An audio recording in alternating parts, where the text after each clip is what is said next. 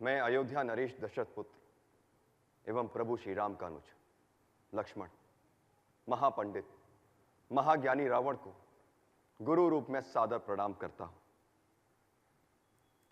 आयुष्मान भव लक्ष्मण। कहो, अपने जीवन की इस अंतिम बेला में मैं तुम्हारे किस हित की पूर्ति कर सकता हूं? हे महामना, नीति, धर्म, राजनीति एवं समस्त वेद शास्त्रों के ज्ञाता, आप अपने ज्ञान और अनुभवों की दीक्षा से लक्ष्मण के जीवन का मार्ग प्रशस्त करने की कृपा करें। मैं देख रहा हूं लक्ष्मण, तुम एक योग्य शिष्य की पात्रता लेकर उपस्थित हुए हो। अस्तु, मैं अपने जीवन के कुछ अनुभव तुमसे अवश्य साझा करूंगा। हे भानुकुल भूषण,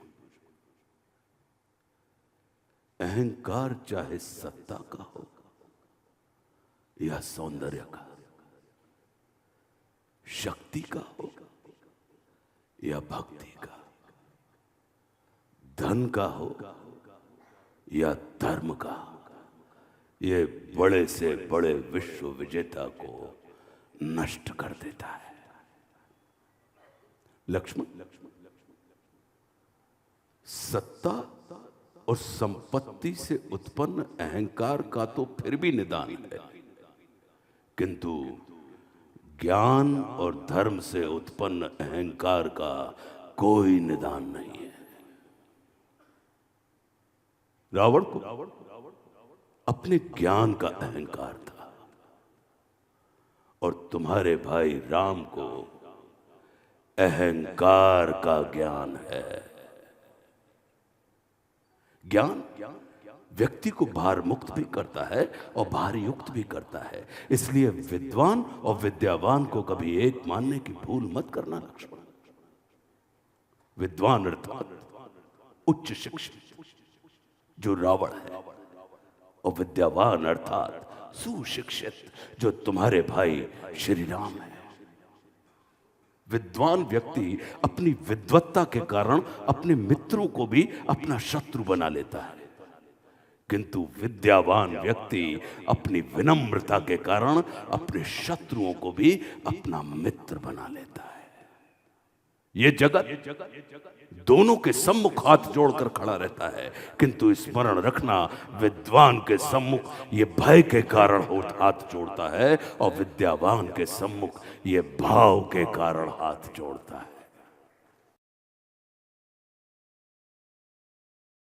लक्ष्मण, जीवन को मात्र सफल ही नहीं, सार्थक करने के लिए शत्रु दृष्टि और मित्र दृष्टि का भेद आना अनिवार्य है। मित्रता भले ही अपने समतुल्य या अपने से निम्न स्तर के व्यक्ति के साथ कर लेना, किंतु शत्रुता सदैव अपने से योग्य, अपने से श्रेष्ठ व्यक्ति के साथ ही ठानना। क्योंकि ये जगत हमारे व्यक्तित्व का आकलन हमारे मित्रों को देखकर नहीं, हमारे शत्रुओं को देखकर करता है। जितना बड़ा और गरिमापूर्ण हमारा शत्रु होता है, उतने ही बड़े और गरिमापूर्ण व्यक्ति की ख्याति को हम प्राप्त होते हैं। देखो ना, इस जगत में जो कुछ राम से जुड़कर प्राप्त नहीं किया, उसे रावण ने राम से लड़कर प्राप्त कर लिया। लक्ष्मण, कुछ लोग जुड़ने के पश्चात जीवन भर लड़ते रहते हैं और कुछ लोग लड़ने के पश्चात जन्म जन्मांतर के लिए आपस में जुड़ जाते हैं। स्मरण रखना, वो हमारा शत्रु ही होता है जो अपनी उपस्थिति से हमारे अंदर सुप्त पड़ी हुई ऊर्जा को जागृत करने का कार्य करता है। हमारा शत्रु ही हमें अक्षम से सक्षम बनने की प्रेरणा देता है। वो हमारा शत्रु ही होता है जो हमें असुरक्षा में डालकर सुरक्षा की ओर जाने की प्रेरणा देता है। वो हमारा शत्रु ही होता है जो हमें अपने सीमित वृत्त से निकालकर अपने वृत्त को असीमित करने की प्रेरणा देता है। लक्ष्मण वो हमारा शत्रु ही होता है जो सदैव हमें सजग, सतर्क और चौकन्ना रहने के लिए विवश करता है। इसलिए शत्रु तिरस्कार का नहीं, नमस्कार का पात्र होता है। कभी हृदय से अपने शत्रु को नमस्कार करके देखना, वो तुम्हारा परिष्कार कर देगा। लक्ष्मण, शत्रु क्रोध का नहीं, शोध का और बोध का विषय होता है। हम अपने मित्रों से अधिक अपने शत्रुओं का स्मरण करते हैं, उनका चिंतन करते हैं, उनका मनन करते हैं। और जिसका हम चिंतन, मनन, स्मरण करते हैं, जीवन में हम बिल्कुल उसी के जैसे हो जाते हैं। इसलिए मित्रों के चुनाव से अधिक सजगता की आवश्यकता शत्रुओं के चुनाव में होती है। प्रयास करना भानुकुल भूषण, महत्वपूर्ण व्यक्ति बनने की अपेक्षा उपयोगी व्यक्ति बनना अधिक कल्याणकारी होता है, क्योंकि जो उपयोगी होता है वह जीवन पर्यंत महत्वपूर्ण बना रहता है। महादेव को प्रसन्न करने के दो मार्ग हैं। या तो हम कामना से पूरित होकर महादेव की उपासना करते हैं, या भावना से भरकर महादेव की उपासना करते हैं। स्मरण रखना, जब हम कामना से पूरित होकर महादेव की उपासना करते हैं, तब महादेव हमें वह देते हैं जो हमें प्रिय होता है। लेकिन जब हम भावना से भरकर महादेव की उपासना करते हैं, तब महादेव हमें वह देते हैं जो महादेव को प्रिय होता है।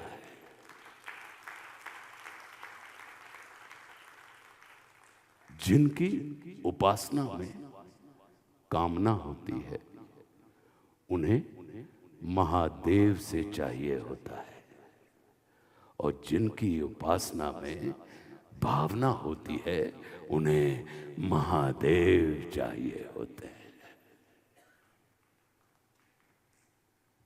ऐरावत हाथी पर सवार देवराज इंद्र को नंदी पर सवार महादेव के सम्मुख मस्तक झुकाना पड़ता है। स्मरण रखना, प्रतिष्ठा और पूजा पद और आसन की नहीं, व्यक्ति में निहित गुणों की होती है।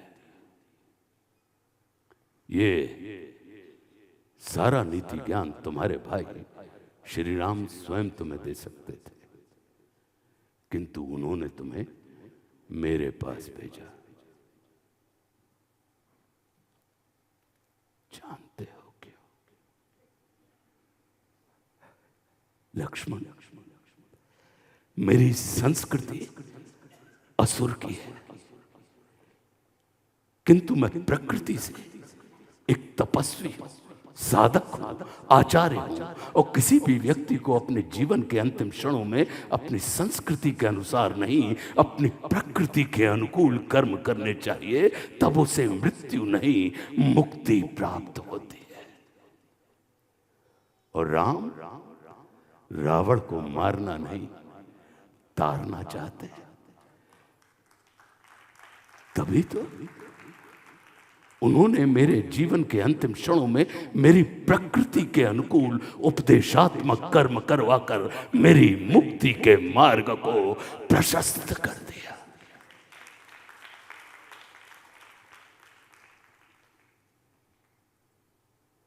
हम सभी एक बड़ी व्यवस्था के बहुत छोटे अंग हैं। जैसे मनुष्य के शरीर को संचालित करने वाला मस्तिष्क आकार में शरीर से बड़ा नहीं होता, जैसे गज को संचालित करने वाला अंकुश आकार में गज से बड़ा नहीं होता, वैसे ही किसी भी व्यवस्था को संचालित करने वाले व्यवस्था प्रमुख को कभी भी व्यवस्था से बड़ा नहीं होना चाहिए। अपने नाम लक्ष्मण का अर्थ जानते हो? लक्ष्य की ओर सदैव उन्मुख रहने वाले मन को लक्ष्मण कहते हैं। तुम्हारा लक्ष्य तुम्हारे बड़े भाई श्री राम है। सदैव उनके अनुगामी रहना और मात्र उनके चरणों को ही नहीं, उनके आचरण को भी अपने जीवन में उतारने का प्रयास करना और स्मरण रखना, मार्ग कभी एक नहीं होता और लक्ष्य कभी दो नहीं होते। कल्याण मस्त। विदा।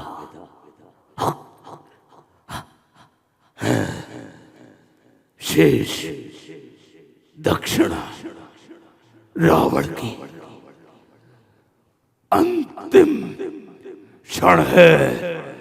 वो दो स्वामी शिव के भक्त दशानन को अपनी आभा में लो स्वामी। हर हर महादेव शंभो।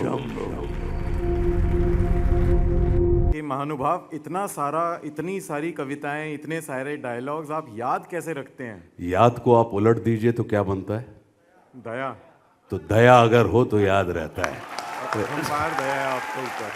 तो हमारे ऊपर हमारे गुरुदेव भगवान की बड़ी दया है। ने आज रावण को भी पूजनीय बना दिया। कि रावण से ज्यादा अद्भुत कोई व्यक्ति नहीं था, क्योंकि उनके मित्र भाव में या भगवान के भाव में महादेव थे और शत्रु भाव में नारायण थे। पुण्यात्माएं जो होती हैं वो भगवान का स्मरण करती हैं, लेकिन पापात्माएं जो होती हैं वो परमात्मा का स्फुरण करती हैं, उनको निराकार से साकार की बिरादरी में आने के लिए विवश करती हैं। एक व्यक्ति जिसने साधना की और सत्ता तक पहुंच गया, और राम की जो यात्रा है वो सिंहासन से समाज की यात्रा है। आपको पता है पूरे भारत में रावण का मंदिर कहाँ है? कि रावण का मंदिर जहां हो, वास्तु के हिसाब से वो तो नहीं, लेकिन रावण का मंदिर निश्चित रूप से कहीं ना कहीं छिपा हुआ हम सब की देह के अंदर मौजूद है। तो राम का जहां पर मंदिर होगा वहां पर आपको कहीं छिपा हुआ रावण मिल ही जाएगा कि यही गोकुल है अपना, यही वृषधाम है अपना, और यही अपना है वृंदावन जहां पर श्याम है अपना। उनके सम्मान में जितने शब्द कहूं कम पड़ जाएंगे, तो मैं मंच पर बुलाना चाहूंगा रावण की भूमिका में श्री आशुतोष राणा जी को। जटाओं से है जिनके जल प्रवाह, माते गंग का गले में जिनके सज रहा है हार, विश्व जंग का डमट डमट डमट डमरू कह रहा शिवय शिवम, तरल अनल गगन पवन धरा धरा शिवय शिवम, तरल अनल गगन पवन धरा धरा शिव शिवम। सजल लहर भी हो गई चपल चपल, ललाट पर धधक रहा है स्वर्ण सा अनल सकल, ललाट पर ललाट से ही अर्धचंद्र। जी आशुतोष जी, जी बहुत बहुत सादर प्रणाम आपको। मैंने आपके लिए ये पूछा कि महानुभाव इतनी सारी कविताएं, इतने सारे डायलॉग्स आप याद कैसे रखते हैं? याद को आप उलट दीजिए तो क्या बनता है? दया। तो दया अगर हो तो याद रहता है। अपरंपार दया है आपके ऊपर। तो हमारे ऊपर हमारे गुरुदेव भगवान की बड़ी दया है, और उसी दया का परिणाम है कि वो याद में रूपांतरित होके कहीं ना कहीं हमारे मनोभूमि में विचरण करता रहता है। एक और चीज मैं ऐड करूंगा आपके लिए, आपने आज रावण को भी पूजनीय बना दिया। जी देखिए, बड़ी अद्भुत बात है।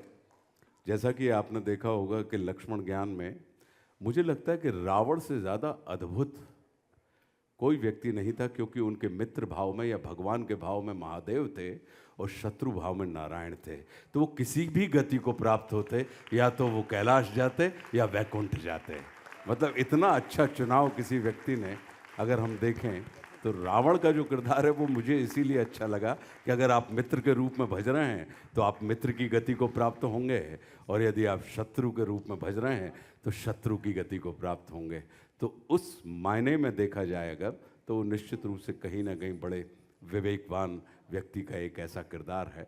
और देखिए, ये स्मरण रखिए कि वो पापात्माएं ही होती हैं, पुण्यात्माएं जो होती हैं वो भगवान का स्मरण करती हैं, लेकिन पापात्माएं जो होती हैं वो परमात्मा का स्फुरण करती हैं, उनको निराकार से साकार की बिरादरी में आने के लिए विवश करती हैं। तो मेरा ये मानना है कि एक बड़ी अच्छी बात है कि आप रावण के संदर्भ में कह सकते हैं कि प्रभु मैं सब पतितन को राजा को कर सकत बराबरी मेरी पाप की उतरता जा। तो वो वैसी वाली जो बात होती है। और मेरा ये मानना है अपना कि अपराध और पाप ये एक नहीं होते, ये दो होते हैं। अपराध जो होता है वो प्रत्यक्ष होता है, और पाप जो होता है वो प्रच्छन्न होता है, छिपा हुआ होता है। अपराध के निदान के लिए दंड का, प्रताड़ना का विधान है, और पाप से निदान के लिए प्रायश्चित का विधान है। हम किसी अपराधी को तो बड़ी सरलता के साथ पापी सिद्ध कर सकते हैं, लेकिन किसी पापी को मतलब सिद्ध करना बड़ा कठिन होता है, क्योंकि ये छिपा हुआ होता है। और आज के दौर में अपराध की तुलना में पाप अधिक है हमारे जगत में। तो मेरा अपना ये मानना है कि अगर देखें हम साक्षात रूप में, तो रावण का जो किरदार है, आप देखें ना, एक तरफ वो भक्त भी है, एक तरफ वो एक मतलब उनकी जो यात्रा है वो साधना से सत्ता की यात्रा है। एक व्यक्ति जिसने साधना की और सत्ता तक पहुंच गया। और राम की जो यात्रा है वो सिंहासन से समाज की यात्रा है, कि उनको सिंहासन मिलना था और वो समाज की दिशा में बढ़ते चले गए। तो वैसे रात बहुत हो गई है, ज़्यादा सवाल मत पूछो। आशुतोष जी, एक छोटा सा सवाल। जी जी। आपको पता है पूरे भारत में रावण का मंदिर कहाँ है? मैं तो ये मान के चलता हूँ कि देखिए, एक था सतयुग जिसमें देव अलग लोक में रहते थे और दानव अलग लोक में रहते थे। फिर आया त्रेता युग, जिसकी कथा हमने कही, देव और दानव दोनों एक ही लोक में रहने लगे। फिर लोक बदला, युग बदला, द्वापर युग आया, देव और दानव, सुर और असुर वृत्तियाँ एक ही परिवार में रहने लगीं। और अब हम जिस युग में हैं, कलयुग में, तो देव और दानव दोनों एक ही देह में निवास करते हैं। तो आप ये मान के चलिए कि रावण का मंदिर जहाँ हो, वास्तु के हिसाब से वो तो नहीं, लेकिन रावण का मंदिर निश्चित रूप से कहीं ना कहीं छिपा हुआ हम सब की देह के अंदर मौजूद है। तो यदि हमने अपने उस देह के रावण को पहचान लिया, तो आप विश्वास कीजिए, राम खोए नहीं हैं, राम खोए नहीं हैं, राम सिर्फ सोए हुए हैं। राम को जगा दीजिए, आप देखेंगे कि आपको अपने अंदर प्रतिष्ठित रावण का जो मंदिर है वो स्पष्ट रूप से मिल जाएगा। और जैसे ही वो मिला, फिर आपको रावण को जलाने की नहीं, आप मतलब राम के जागते ही फिर रावण का राम में विलय हो जाता है। तो ये रावण की राममय होने की यात्रा है। तो जब सकारात्मक वृत्तियां तो सदैव सकारात्मक होती हैं, लेकिन आनंद तब आता है जब नकारात्मक वृत्ति सकारात्मक में रूपांतरित हो जाए। बहुत बढ़िया। आपको मैं बुलाना चाहूँगा, कभी बैजनाथ हिमाचल में एक रावण मंदिर है, अगर आप कभी आएँ। नहीं, बिल्कुल बिल्कुल, मैं तो घूमता ही रहता हूँ, यायावर आदमी हूँ, अभिनय के लिए यहाँ वहाँ जाता ही रहता हूँ। हाँ जी। तो निश्चित रूप से मैं अगर कभी योग बना तो वहाँ जाऊँगा, और अपनी इन मतलब जो हमारी दुनियावी आंखें हैं उनसे निश्चित रूप से उस मंदिर का मैं दर्शन करूँगा, देखूँगा। Thank you. आशुतोष जी, आज आपने जैन मैथोलॉजी के हिसाब से ये साबित कर दिया यहाँ पे कि रावण मोक्षगामी आत्मा है। तो राम के आशीर्वाद से आज रावण भी ये सिद्ध हो गया, साबित हो गया कि ये मोक्षगामी आत्मा है। जी। रावण का मंदिर नोएडा के पास बिसरख गांव है, वहाँ पर है। वहाँ कहा अरे जाता हम है तो कि कह रहे हैं कि राम का अर्थ होता है रोम रोम में प्रकाशित होने वाली चेतना। तो रोम रोम में प्रकाशित जो हो रही है, तो राम का जहाँ पर मंदिर होगा वहाँ पर आपको कहीं छिपा हुआ रावण मिल ही जाएगा। इस नाते अगर देखें, यही कहते हैं ना कि राम मतलब ज्ञान, और लक्ष्मण मतलब वैराग्य, शत्रुघ्न मतलब साहस, और भरत मतलब प्रेम। और राजा दशरथ की 3 रानियां थीं, कौशल्या, कैकई और सुमित्रा। कौशल्या का क्या अर्थ होता है? कुशलता। कैकई का क्या अर्थ होता है? कर्मठता। और सुमित्रा का क्या अर्थ होता है? मित्रता। तो कुशलता के लिए क्या चाहिए? बोले युक्ति। कर्मठता के लिए क्या चाहिए? बोले शक्ति। और मित्रता के लिए क्या चाहिए? बोले भक्ति। तो जैसे महाराज दशरथ ने यानी 5 ज्ञान इंद्रियों और 5 हमारी जो 10 इंद्रियों से मिला हुआ ये जो हमारा शरीर है, अगर इसमें हम युक्ति, भक्ति और शक्ति के साथ तालमेल स्थापित कर लें तो हमारे जीवन में भी ज्ञान रूपी राम, लक्ष्मण रूपी वैराग्य, भरत रूपी प्रेम और शत्रुघ्न रूपी साहस का उदय हो जाएगा। और फिर हमारी देह जो है वो अयोध्या में रूपांतरित हो जाएगी, मतलब जहाँ पर युद्ध नहीं होता। युद्ध मतलब कॉन्फ्लिक्ट लेस, या अगर युद्ध हो तो उसे युद्ध में ना जीता जा सके। तो मेरा तो अपना यही मानना है कि यही हमारे परम पूज्य गुरुदेव दत्ता जी कहते थे कि यही गोकुल है अपना, यही वृषधाम है अपना, और यही अपना है वृंदावन जहां पर श्याम है अपना। बहुत बहुत धन्यवाद।